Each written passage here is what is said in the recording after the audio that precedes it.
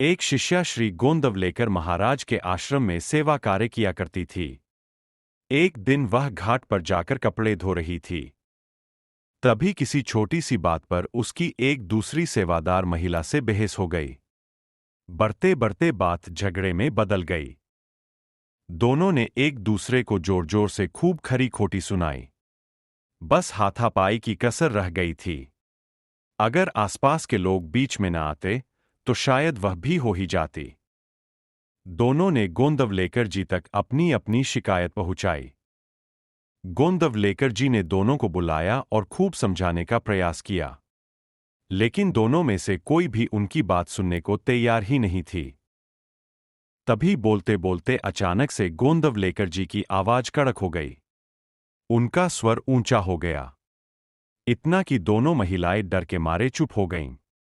पर गोंदवलेकर जी चुप नहीं हुए। उन्हें खूब जोर से डांटकर उनकी गलती समझाने लगे। जो बात दोनों को प्यार से समझाने पर भी समझ नहीं आ रही थी, वह गोंदवलेकर जी के इस कड़क रवैये से एकदम उनकी पकड़ में आ गई। उन्हें एहसास हो गया कि किस प्रकार उन्होंने अपना संयम खोकर एक दूसरे से अविवेकपूर्ण व्यवहार किया था। दोनों ने गोंदवलेकर जी से क्षमा मांगी और अपनी अपनी सेवाओं में लौट गईं। उनका झगड़ा तो सुलझ गया, परंतु गोंदवलेकर जी को ऐसे चिल्लाते हुए देखकर उनका शिष्य भाऊ साहेब केतकर संशय में उलझ गया। भाऊ साहेब के मन में आया, गोंदवलेकर जी और इतना क्रोध, क्या गुरु को इतना क्रोध आना उचित है? गुरुदेव तो औरों को संयम रखने की शिक्षा देते हैं, पर यहां तो वे अपना ही आपा खो बैठे। क्या उन्हें यह शोभा देता है?